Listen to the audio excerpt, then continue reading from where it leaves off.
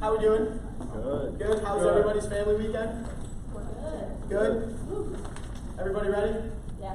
All right, cool. Sam, can you lead us in prayer? I would love to. All right, so since it is family weekend, and I've kept the time to do a family prayer, so let's remember always the Holy Presence of God, in the name of the Father, Son, and Holy Spirit, amen. Heavenly Father, in you, my family is in good hands. I pray for your wonderful blessings upon them, and for each one that comes to you for help, strength, and love. In Jesus' name we pray, amen. Amen. Father, Son, Holy Spirit, amen. Would you stand for the pledge, please?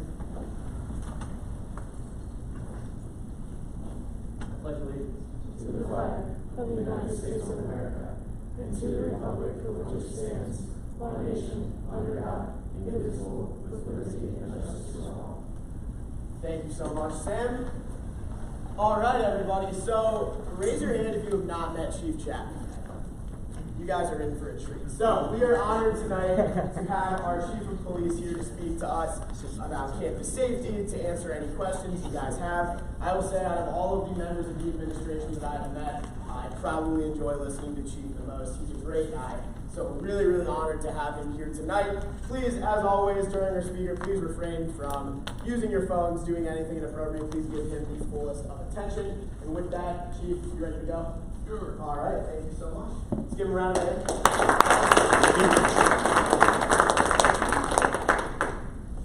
So I'm assuming there's no microphone, and I don't need to investigate. We're working on it. There's one right behind you. I want to make the most use of our time giving you the opportunity to ask questions and for us to engage in dialogue, because what's most important for me is for you to have access to me and for you to have access to our police department. So is that fair? Yeah. Yes. So I'm going to start off, because we have a varying amount of experience and exposure to our police department, just setting the stage for everyone. For some of you, this is old hat. But as it relates to college and university policing, or the safety and security of a college or a university, it runs the gamut across the United States. And with this being a residential campus, you guys have come from many places far and wide. And so some places have, for the safety and security of the campus, a little old guy with a house slippers and a flashlight. That's the reality in some places. Some places have security that's armed, some people have security that's unarmed. Some have police, some have a combination of both.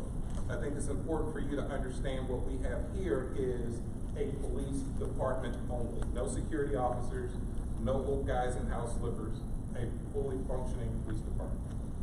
What does that mean for this community? One, so much of how we are structured here with the residential neighborhood is in the city of Dayton. Probably before this meeting or after this meeting, if you leave here to go to Chipotle, before getting your gastrointestinal medications. All of that is in the city of Dayton as well. So we have a mutual aid agreement with the city of Dayton that says we have full authority in the city of Dayton, and they have full authority on campus. And we respond into each other's territory, and we can engage in whatever needs to be done. So what does that mean for you? That means for you is we, as the University of Dayton Police Department, can do any and everything that you may have at your house, in your communities, but it will look a lot different here. What's different here is we have a philosophy of community engagement. And community engagement says, I want our officers to get to know you, and I want you to get to know us on a first name basis, so that when we see each other, we can high five, fist bump, do whatever it is. Why is that important?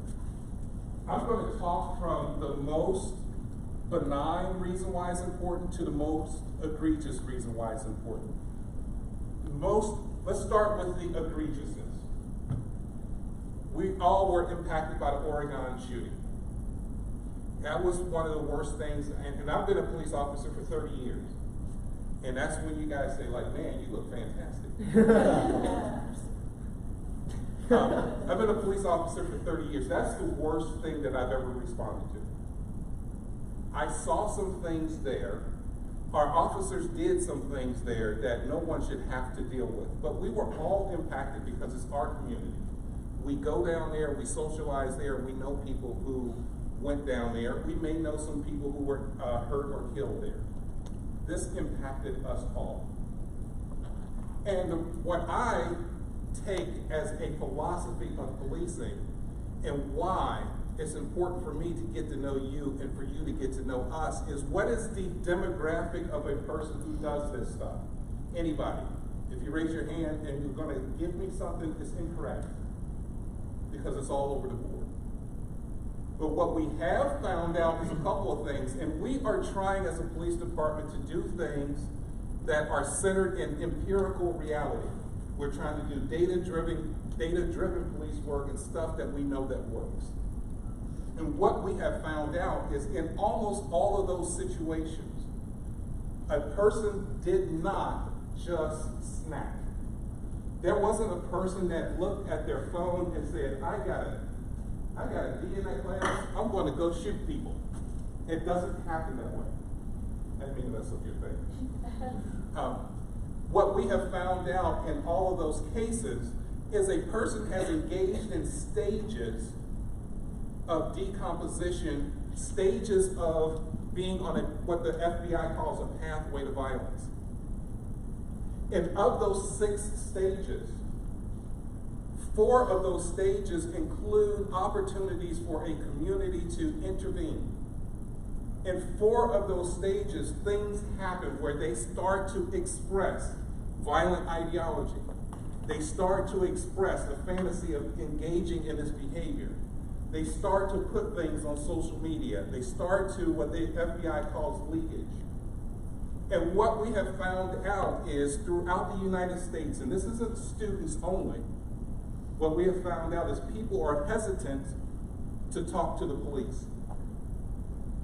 And if people were more comfortable with their local police department and knew officers by name and the officers knew them, you are more likely to pick up the phone and say, hey, Chief, hey, Officer Bard, hey, Officer Jim, I don't know if this means anything or not, but in the data, I said we're going to a data-driven police department, empirical realities. The data tells us that when a community knows its police officers and the police knows the community, that community is safer and crime is reduced.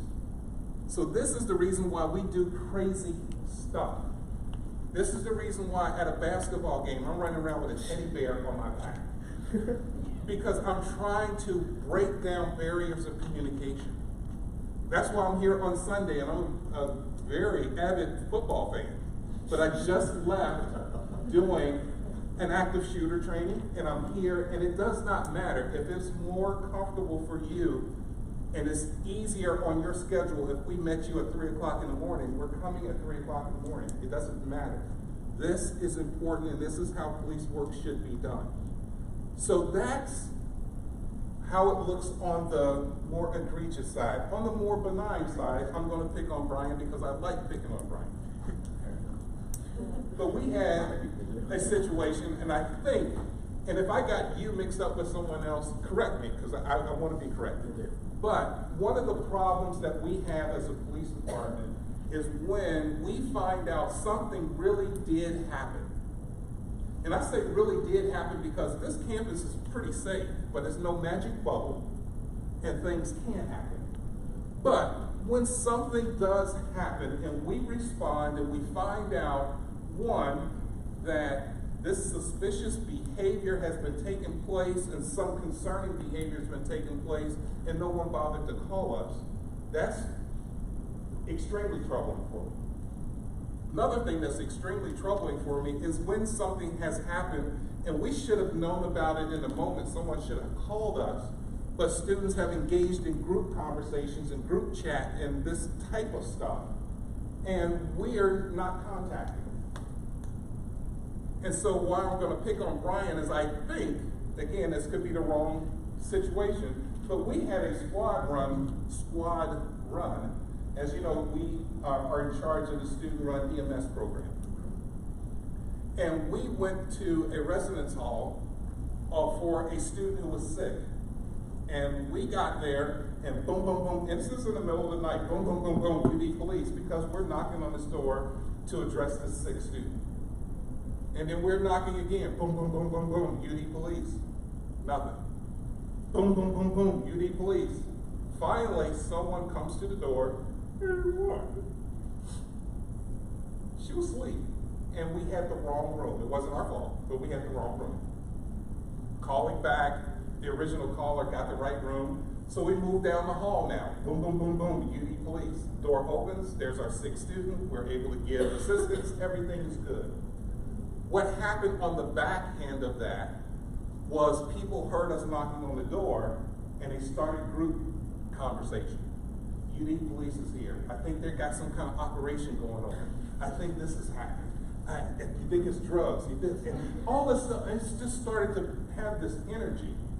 And I don't know if this was the situation or not, but Brian reached out to me and just said, hey, what's going on? There's, I'm in this group, I'm getting this group text of something that's going on. I was able to tell him more in the moment. He said, okay, I'll get on the group chat and squash it. Was that you? Yeah. Okay. But I'm picking on that one because it has happened more frequently. And when we get those people, when we get students who intervene on those group conversations and say, hey, let's call the police and find out, but let's let them know. Every time that has happened, the person who makes that move, that makes that decision to reach out to us, has been someone who is engaged in some personal interaction with us.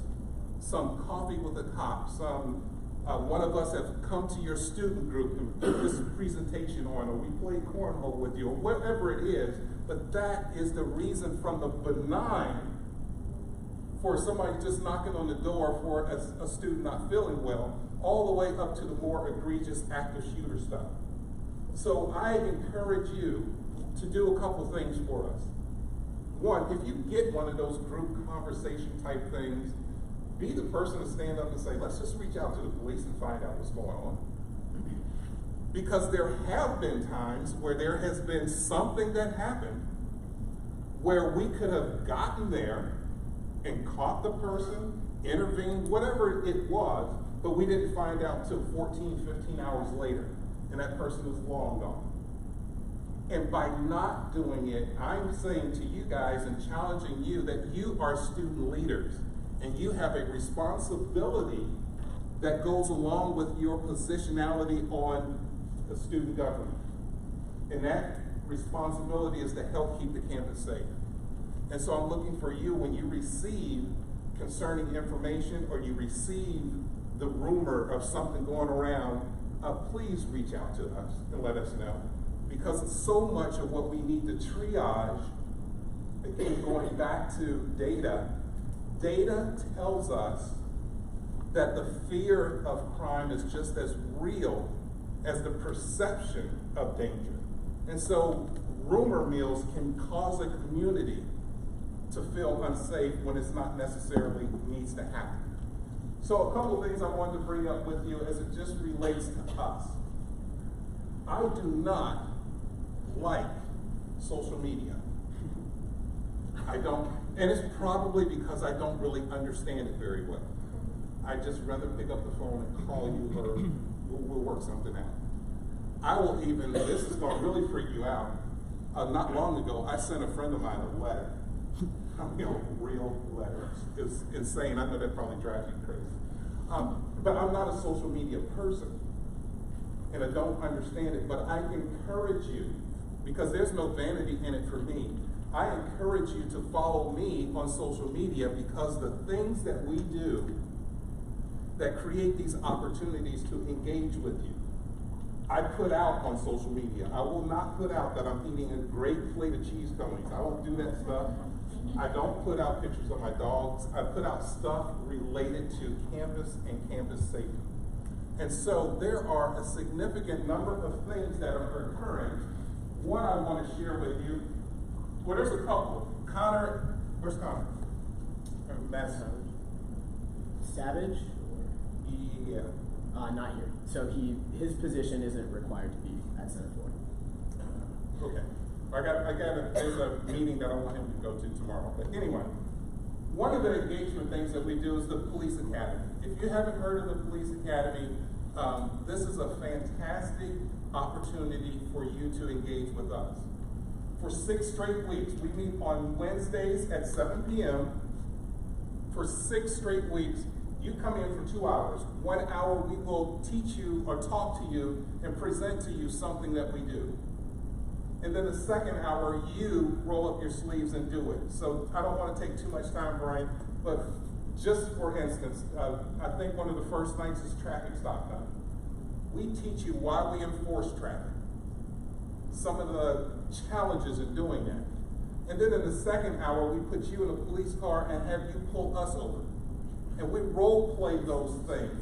Sometimes we're compliant, sometimes we're not. Sometimes there's contraband in the car, sometimes there's not. Then next week, we have crime scene night. We talk to you about how we go about solving crimes. We talk to you about what evidence looks like. And then we move you into another room where there's a mock crime scene, and you have to pull the DNA. You have to get the fingerprints, and you have to figure out who committed this crime. But it's a great learning, fun way. But what happens as a result of this, you learn a lot. You do. You have fun. But what happens after that is everyone who's gone through that academy, when we see them on campus, it's like, hey, what's up? They know us. We know them. And the data tells us we're safer as a result. Another initiative that's coming up, ACOPS. ACOPS is the Advisory Collaboration on Public Safety. But what it is faculty, staff, and students meeting with us about every 6 weeks or so, but it's us just ripping the veil off of ourselves and allowing you, but we're requiring you if you participate. For instance, if any one of you participated, we would have the expectation that whatever happens in that meeting is that you take it and you bring it back to this group. This is how it's a force multiplier. This is how we get our information out. But we rip the veil off of ourselves and we say, here is what our challenges are, here's what we're doing, here's what we did, here's who we hired, here's who we fired, here's what we responded to, here's what the numbers look like. And then we turn it over to you. You ask us questions, hard questions, difficult questions, whatever it is, but it's an intentional way for us to collaborate with you, but for you to take the message back. Again, it helps keep the community safer. And I mentioned some other things like we did with self-defense and active shooter and all of that. I encourage you to get involved in that. I think the last thing that I really want to talk to you guys about as it relates to us, because I really want to get into a conversation with you. I really want to hear your questions. I really want to have that dialogue and give that to you. And that is, we still struggle with striking a balance between presence and enforcement. I hate to keep talking about the Oregon district, but it's on a lot of people's mind, but I'm going to use it as a very quick and rapidly accessible and understandable frame of reference. When some things like that happen, we get a groundswell of people saying, we need to see the police. And President Spina, you need to hire 50 more police officers. I don't feel safe. We need police, we need police. And we get another significant group of people saying, there's way too damn many cops out here. We want to be students, we want to enjoy ourselves, and we don't want cops in our face all the time. So we always try to strike that balance between being present and being in your face, and trying to, when we do, well, I should say when we are present and we are in your face, we want to try to ask you to meet us halfway so that you know, here's why. We don't come walking by and saying hey to you on your porch because I'm going to talk to her and see if she gives me some indication that she's not 21. That's not what we're doing. We want to develop a relationship with you. you trust us, get used to seeing us, so that the next day when you're on your porch and this truck keeps driving by, and this weird looking guy keeps looking out at you, you feel comfortable enough to pick up the phone and say, hey, something doesn't feel right. That's what we want. We struggle, again, I say we struggle with it because I guarantee you at some point this year, you guys will be approached, if you haven't been already, and saying, I don't know why the police broke up this party or why the police gave this house a sanction. That's going to happen if it hasn't happened already. And again, what we're going to do, I would throw myself on the sword and say, Brian, every time that you've called us and said, let's get together, let's have a student forum, let's talk. Amy Lopez Matthews is here. She will tell you, we're willing to come and talk to you at any time. But I want you guys to get to know what we do, why we do it, and come a little halfway with us so that you could be some of the myth busters. Because some of the things that we heard or hear going into these conversations are way out there. We heard some things like there were 15 students that were expelled in the first day of school or something like that. We were hearing crazy stuff. Did somebody hear that? Yeah, my mom, she was like, 15 people. I was like, oh. Where is this stuff coming from? But where is these things happen? Last year we heard about UD police had taken something like 20 speakers from students. Were any of you part of hearing that? You were? I mean, these myths, again, if it's not factual information, it can grow. It can become their reality when that's all that they're hearing. And now, when you hear that, here comes those police. They're here to mess with us. They don't want us to have fun. They this. And the interaction starts off negative. When, if you have seen us out here, I go through the reports every day. And all I see on the, not all, but just time again. And I review body cam footage time and time again. I see police officer interaction with a student who's mildly compliant. It's all good. Here's your warning. Don't do that anymore.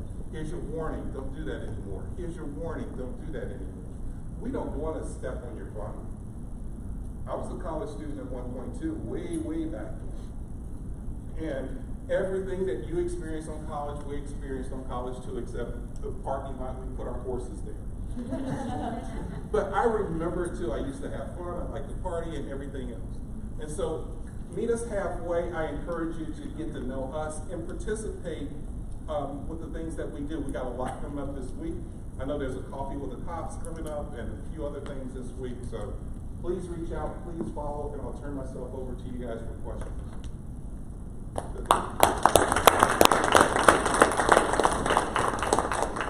Yes. I was just wondering if you'll be available after the Senate meeting, if I can talk to you about something. What time is it? It'll end probably about 7:15. I can't.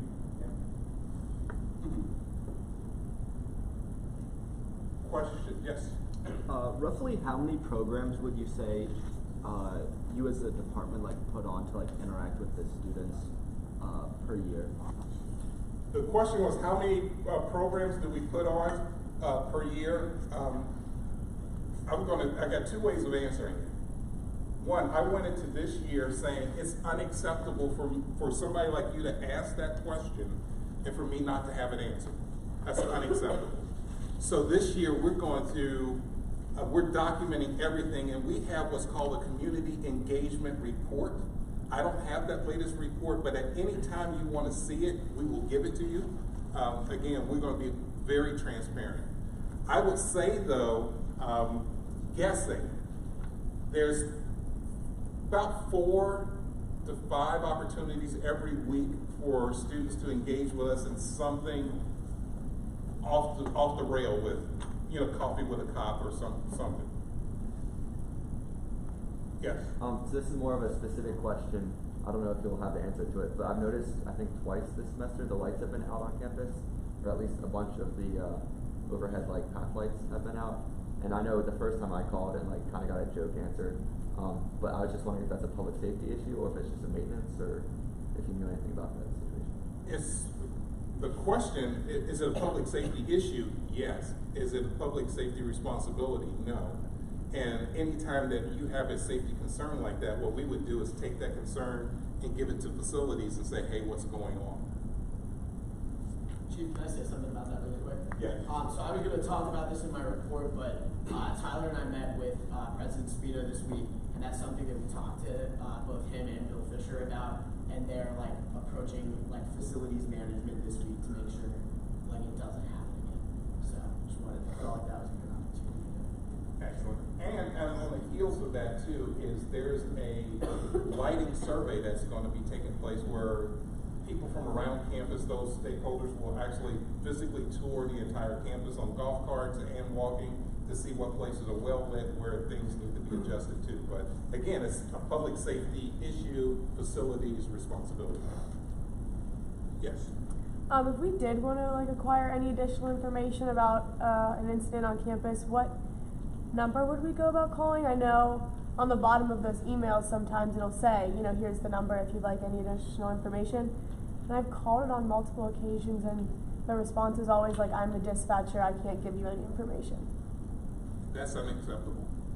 Reach out to me. There is some things related to student discipline that's protected by FERPA. Right. But that only means that we can't give you details that it was Brian who did this, or Brian who was referred for that.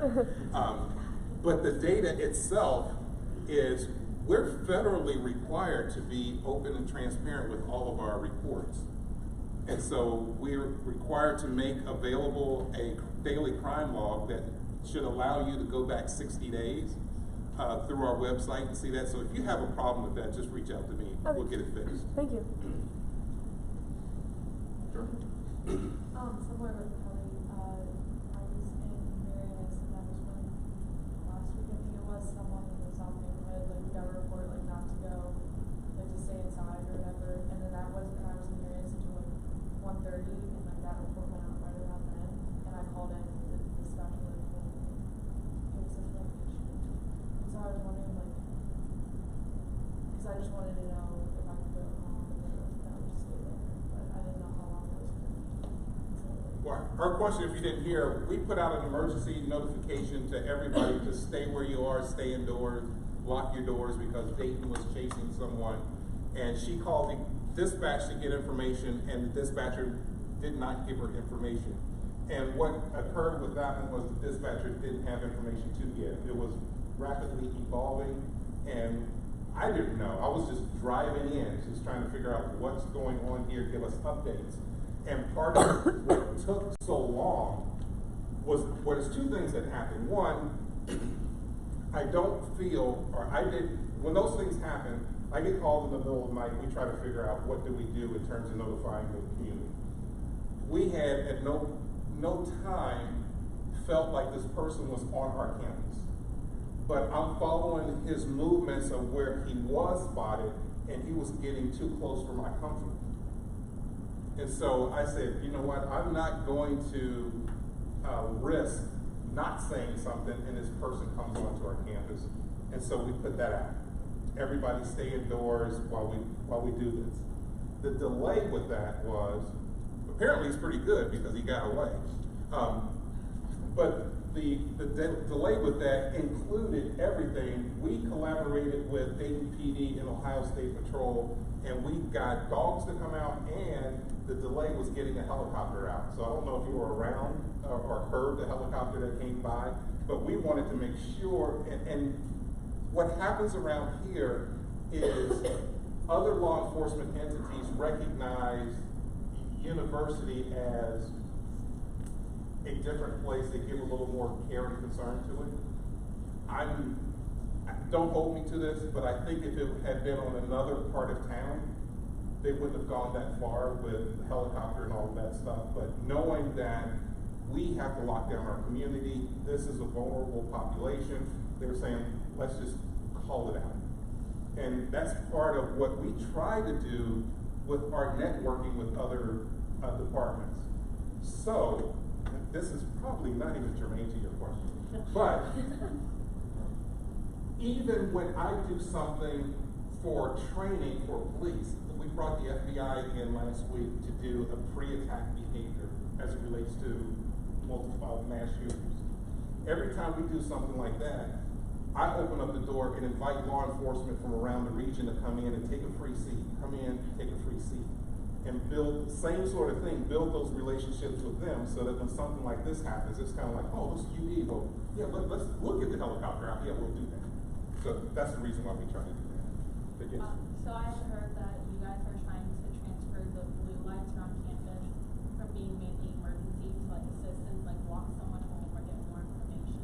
How do you see that transition?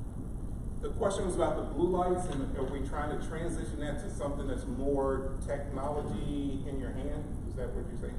No, like you push it, like if you just need like an officer to walk you home because you don't feel safe, not like a serious like life-threatening emergency. Well, what's going on with the blue lights is we are actively auditing the blue lights and seeing how often they're used. I have not been in favor of taking any of them away because of how they've been marketed. They've been marketed as emergency phones. And I have been saying they should be marketed as help phones. And we need to get people out of that mentality. So I've been trying to, whenever I can, encourage people to use them more frequently, even if they just needed to talk to us. Where do I find this building at? I'm lost. Whatever it is, that's what I'm trying to do. The backside of that is we're also actively looking at it for, is there some competitive thing out there that's more user-friendly? But I'm just fearful of taking them away because of how visible they are and how common they are around the United States, and people are looking for it. As it relates to escorts, anytime that you feel unsafe, reach out to somebody. I encourage you to use the Fly or Ride transportation system. If the Fly or Ride system is not operational and you still feel unsafe where you are, by all means use anything. Smoke signal, the blue lights, your phone or something, reach out to us. Is that get where you come from? Okay. Yes, sir. So I live over on College Park, and I tend to frequent UDF and all those restaurants down there. And I've noticed, I don't know if it's true or not, but a rise in people asking for money and stuff standing out there. Is there anything that the school or the police department can do about that in like a nice way? Just because I've also heard of a lot of people getting repeated askings and people feeling unsafe when they walk down Brown Street. Yeah, those are social disorder things, and it can create a feeling of not being safe. So what does the law say as it relates to that? Panhandling is a legal activity. Aggressive panhandling is not. So it is okay for me to ask you, can you give me some money or hold up a sign? I can do that all day long. If you pass by me, I was like, dude, you see my sign? I'm a vet, I'm homeless, I got this condition, and I keep following you or pestering you or being aggressive, then that has crossed the line into illegal behavior, and we need to know about it. We deal with it 24/7. It's a pain in the butt for us, but we're also cognizant too that there is people who are in need, and we have a very heartfelt, Christian-filled community that likes to give as well. And we certainly don't want to be at the forefront of pushing people away who need help, but we recognize, again, trying to strike that balance. So some of the things that I tell people who feel compelled to give, but also feel a little nervous about it, is understanding that there are agencies and organizations that help people, and if you see it and want to give, and we know some of those organizations impact that very population, if you feel weird about not giving, we can give you information on who to give to that will ultimately help those folks. But at any time that you feel like someone's being aggressive to you, always reach out to us. In the interest of time, if we could just do one more question. I know Chief will be available after Senate, hopefully, and if anyone needs his contact information, his email, I'm sure he's available by that as well. So, yep. It's all you. I have a question. So kind of going along with that, I know that that's legal to do off campus. What about on campus? So actually just the other day I was sitting in BWK, very busy time. One of my friends had just gotten up to go get some food, and I was doing my homework, and a lady actually sat down, and she handed me a little document about like giving money to a donation, as a donation to a charity. It seemed a bit suspicious though. Is that legal to be doing on campus? Because I was in BWK and she just approached me. I noticed that woman too. It was towards ADP. Yeah. Yeah, if it's not part of a, Amy, you want to handle this? If it's not part of a sanctioned group that has registered with Amy, no.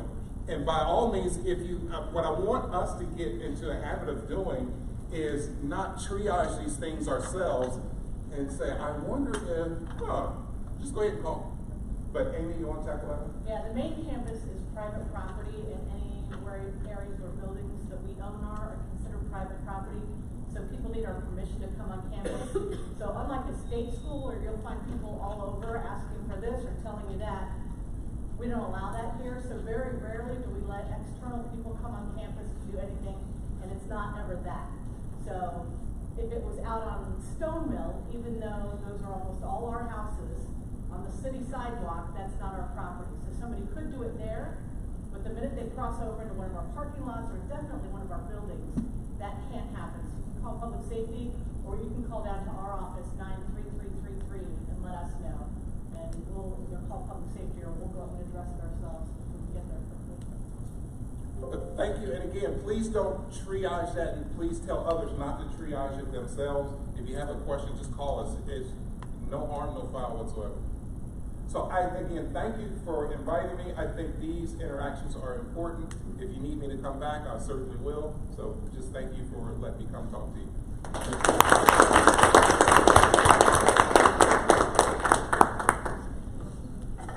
And I just wanted to emphasize, like, we're really, really lucky, not only to be here, but to have a police force that is so welcoming and really emphasizes community. So one more round of applause for Chief. All right, with that being said, we're ready to move into business as usual. Kat, can you take the roll, please? President Rodkin. Here. Speaker Reese. Here. VP Troutline. Here. VP Stewart. Here. Sergeant Jay Gold. Present. Chief of Staff Huber.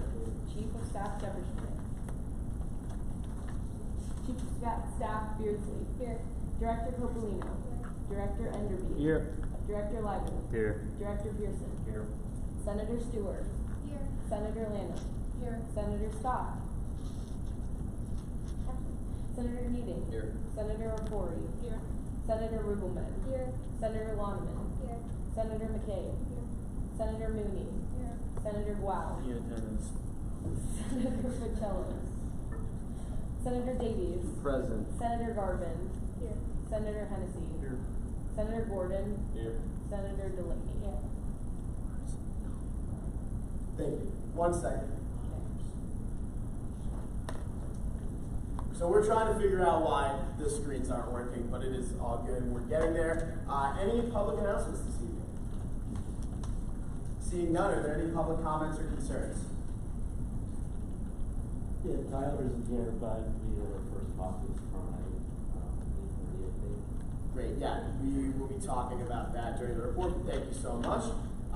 Any other public comments or concerns? Chief Chatman. Tomorrow at 9:30 at LTC is a disability transportation meeting that we kind of talked about, which is the reason why I wanted to reach out to Madison and Connor.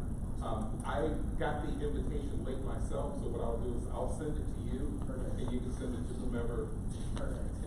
And that was the initiative we talked about during the retreat. Thank you. Chief, any other public comments or concerns? Awesome. Seeing none, are there any SGA members who would like to give reports this evening? Director Pearson. Okay, so this weekend, on Sunday, our Senate is going to be, well, path pending currently, so most likely to be path approved. We have Chris Schramm coming to talk about the CARE team, and members of the team are also going to come as well. Hopefully they'll be there for the Senate, obviously.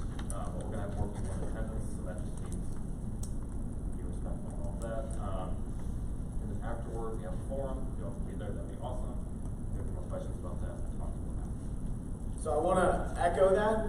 It's going to be really important. We talked about in the retreat a lot, like hyping up SGA, being SGA cheerleaders. Like, this is a PATH eligible event. Please help spread the information about that. I'm sure we'll get a graphic or something at some point soon this week, but please spread that on social media. Tell your roommates, tell your friends. It is not uncommon that we completely sell out the ballroom for our PATH events. So let's do that again next week. Do you want to talk around a little bit about what that forum is going to be about? I'll send out an email this week just because details are still being ironed out. Perfect. Thank you so much. Any other SGA members that would like to give reports this evening? Meg? No worries. Any other reports this evening? Seeing none, moving into mine, trying to keep it short. I was going to emphasize everything that Ryan said, but he covered it pretty well. Just again, make sure you guys are telling people about SGA, telling people about our meetings. I will say this is the second week in a row that we've had more people in public attendance than I think we ever have. Thank you to Meg's family for being here. That's awesome. Wanted to report out, Tyler and myself had a meeting with President Spina this week. It was our first meeting with him. We typically have about 3 or 4 throughout the year. It went really, really well. We basically just shared all of our initiatives for the year, what we want to do in terms of students' safety, stability. He was on board for literally all of it. He was really excited for all of our work. He was really appreciative of everything that we had done last year, and he's really excited to see what we do. So really good stuff there. In addition to that, I know I sent out via Slack this week, but there is a sort of survey going around about what type of music people want to see at the spring concert. So for those of you that this is your first year here or you're new to SGA, every single year the Campus Activities Board puts on a really, really big spring concert. That is solely their event. We do help with that, so we do provide a bit of financial compensation for that event. We also have a little bit of input, and we help them out in terms of like getting the word out there, getting student interest. So if you have not shared with your constituents, your friends, your roommates, whoever, that survey is out, please do that. The survey is going to close this week. I cannot reveal any specific results, but it is a 0.1% difference between first and second place in music genre. So please get that out there. If you guys haven't voted yourself, make sure you do that. It literally takes like 30 seconds. Also, in addition to that, make sure committee chairs in the room, directors, you guys should all have your committees. We talked about that last week. You guys should be good to go. Senators, you guys are all on committees. Hopefully those committee meetings, question? Yeah, okay. You guys should be meeting starting this week. So committee chairs, directors, start meeting with your committees, start getting those regular meetings going. Year's begun. Let's make sure we go off to a good start. Question? I think Tyler and I were talking earlier about caucus this week. I think she's having senators and directors and committee chairs show up just to talk about legislation and stuff like that. Cool. You should have gotten a little calendar. Perfect. Thank you, Ryan. In addition to that, we are, again, committee chairs, directors in the room. We are doing those new meetings this year about once every other week with myself, Ryan, and Sage to talk about event planning, things that are going on, any obstacles you might be facing. Sage sent out a when is good for that, so make sure if you haven't replied with your availability, you do that. We're going to hopefully start those meetings up next week, so be on the lookout for that. Members of the week, do we have it pulled up? It's not working. Okay. So members of the week, we did have a beautiful slide prepared with your photos, but it was a really good week to have red hair. Our members of the week this week are our very own Senator Meg Delaney and Senator Lauren Lanham. So if you guys want to give them a round of applause, I will explain why. So starting first, Lauren, just seniority. Lauren, if you guys didn't know, we had a really big climate strike on Friday. Lauren pretty much single-handedly planned a big majority of that. She also wrote the resolution that's in front of you guys that has 480 signatures, I think, on it from members of the community, from faculty, from staff, from other students, from organizations. So she was instrumental in planning that strike. She also volunteered her time to be there. Moving on to our first-year Senator Meg Delaney, she also volunteered to be at that strike for the entirety of it, really helped out with getting signatures. She also wrote the Spectrum resolution that is in front of you guys. Quite literally being in the organization for a week and reaching out saying, hey, notice nobody's written this yet. Do you mind if I take a stab at it? Absolutely, that's what we love to see. She did a great job with that, so give her and Lauren another round of applause for their work.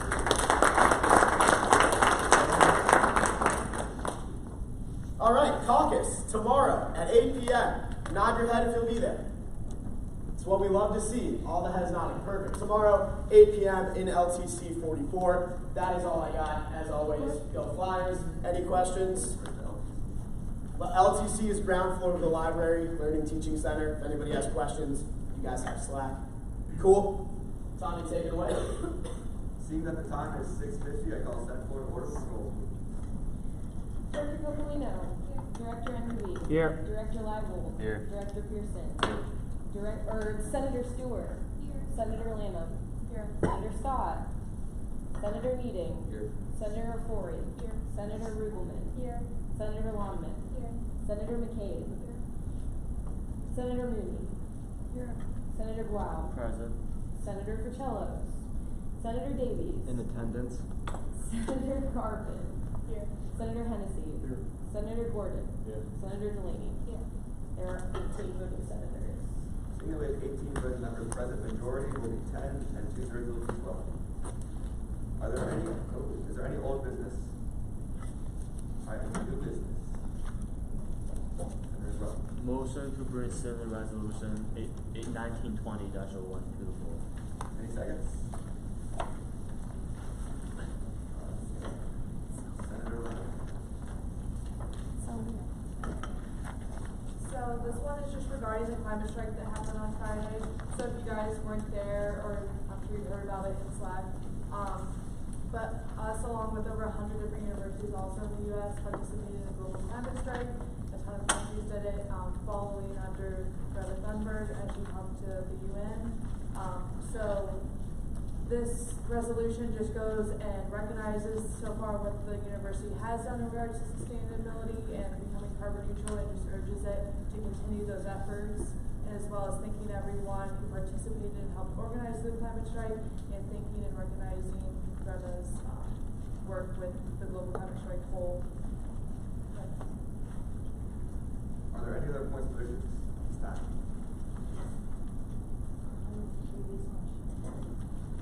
Any seconds? You got a second? Any opposed? Alright. Now let's move into voting procedure. Please raise your placard at this time.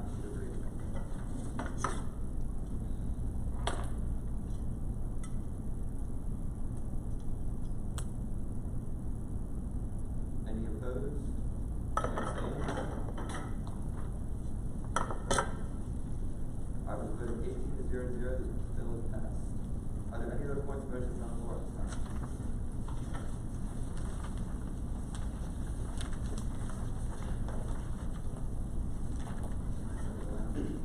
I motion to move to Senate Resolution 1920-02. Are there any seconds? Senator Delaney. So this resolution acknowledges the bias-based vandalism that occurred at the Spectrum House. It acknowledges that it happened, it condemns the action, and then it says that we stand with the Spectrum House and the entire LGBTQ plus community of Dayton. Thank you. Are there any other points of motions at this time? I move the previous question. Alright, any seconds? Alright, we got a second. We'll move to voting procedure. All who support it, please raise your placards at this time. Any opposed? Any abstaining? I just go past 18-0-0. Are there any other points of motions at this time? I move to bring Senate Bill 1920-05 to the floor. Any seconds? Alright, Vice President Chatman. All right, hey everybody. So this is simply the budget for SGA for this semester. So just sort of going through a couple things that you might not recognize. The Director of Special Programs budget is actually the absorbed budget of all the various directors' budgets. So just to make note of that. Second, on organization funding, when we get into the next piece of legislation, I'll sort of walk you through that. But we have reached that budget, so just sort of that's about the money that we will be spending on that hypothetically. And as to Senate and special request funding, that budget is set at $10,000, which it can be adjusted up or down depending on how much is actually allocated to organizations. But that will be coming in future weeks when organizations reach out to us for funding. So, yes. And in addition, just to make note of the scholarships, right now a lot of that's allocated, but there's also going to be some left over for if anyone wants to apply for these scholarships. That'll be coming at a later date though, so Brian's going to handle that side of it. So that's all I got. Thank you. I yield my time, yeah. Point of information. So how much, because the Senate, SGA is given an overall budget per year. I believe it breaks down to 12 per person per semester. About how much of this, is this all of the money allocated to us, or are we going to be putting some into savings, or do we have to take some out of the account? So to sort of touch on your points there, because there's a lot there to break down. Sorry. No, it's fine. It's fine. So this is the allocated budget for this semester. Now, it's not necessarily the budget that will be spent or saved. Now, typically in requests, we typically meet 80% of requests, and sometimes there's a rate in which some organizations don't actually claim their funds. So we may or may not have money left over from that. There's a lot of variables that go into that. But we hypothetically might have to draw money from savings this semester, but that's okay. We have $87,000 in savings, so it's not a huge point of concern right now.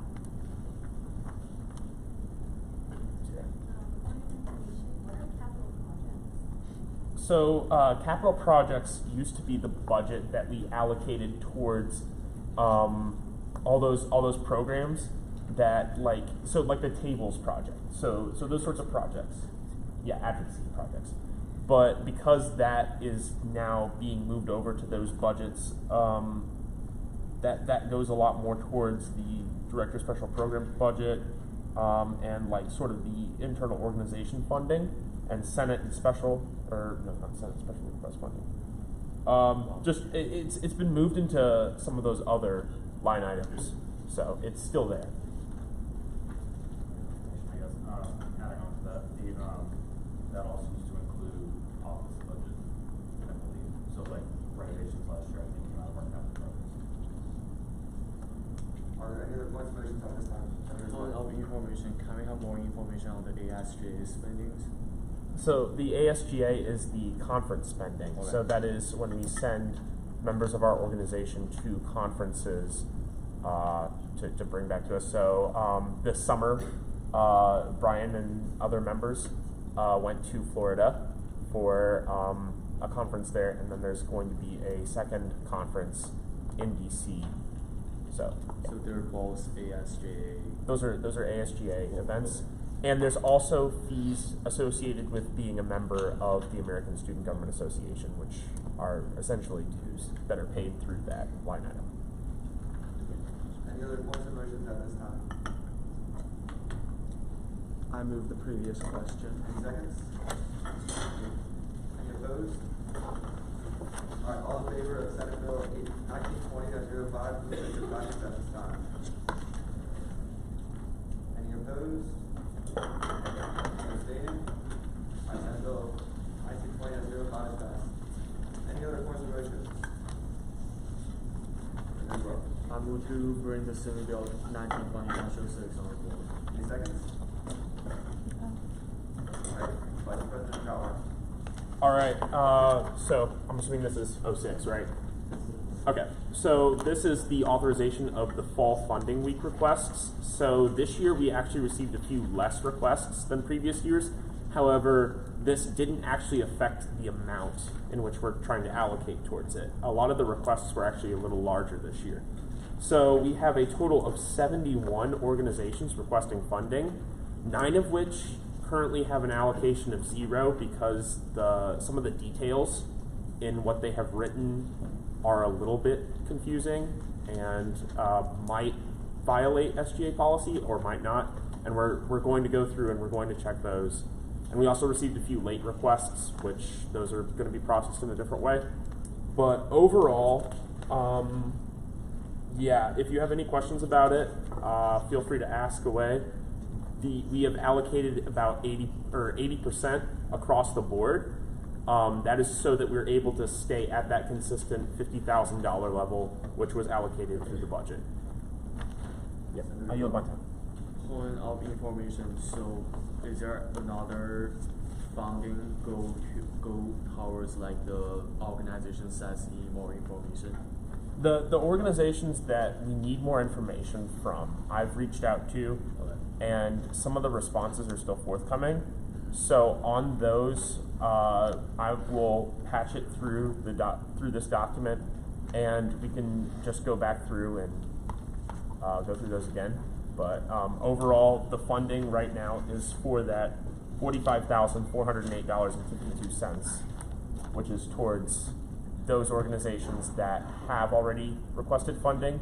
And if the other requests are met, we will be at $56,760.65, which the additional over the cap of $50,000 will come out of the savings. Thanks. Are there any other points of motions at this time? Yes. Senator Needham. Yes. Yes. How many of these have been vetted yet? Or just kind of like briefly overlooked? Like, have they been overlooked yet? Or? We've looked through almost all of them. We've looked through all these that have been processed and in this document. The issue is with the ones that say approved of 0 at this moment. Those are the ones that the line items were either confusing or they had requested for things that we're unsure whether or not they violate the rules for the fall funding. Along with that, so I see a lot of like competition, travel, equipment. Have you vetted those against our current UD suppliers, or we have preferred suppliers that we work with? They have to go through the preferred suppliers. Okay. That's sort of a thing. And if they don't, then they have to go through something to the equivalent of. Senator Revolt. Point of information, there's 2 organizations that are requesting and were approved of funding for uniforms, whereas there's also about 7 or 8 others that were denied funding for t-shirts. Could you explain that? So uniforms are an interesting topic. It depends on what the nature of these uniforms are. For sports organizations, for sports clubs, where it is for that purpose, those are typically approved. Or if they're in a case or situation like the Sustainability Club had a special case where it's really something that they need to be able to perform their activities, like they're going around doing something with recycling, and they needed actual uniforms in order for them to participate in this activity, which we found beneficial to the community. Those sorts of things are funded. In other cases, if an organization just wants to have imprinted decals on sweatshirts, we don't typically fund that. Thank you. Director Reed. You said that some organizations that aren't on here were late. Can you talk a little bit about what that process looks like? I received one late email.